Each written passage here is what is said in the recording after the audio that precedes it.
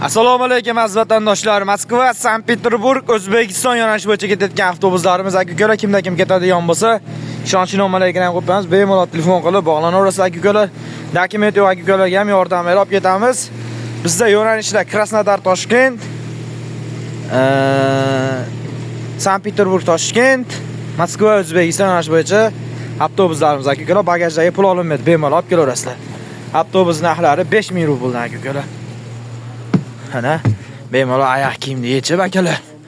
Mana bemalol ketishyapti aka-ukalar. Mana zaryadchi, paryadchilari bor. Mana afg'on gruppalar ham mashida. Opani sostab. Nima deysizlar, bratlar? Yaxshimi avtobus, ma'qulmi? Aka-ukalar to'g'ri to'lmasa yuramiz akalar. Mana shu 6 ta 7 ta odam bilan xudo xolasa jaydar avtobusimiz ketadi. Aka-ukalar tanlovda adashmanglar.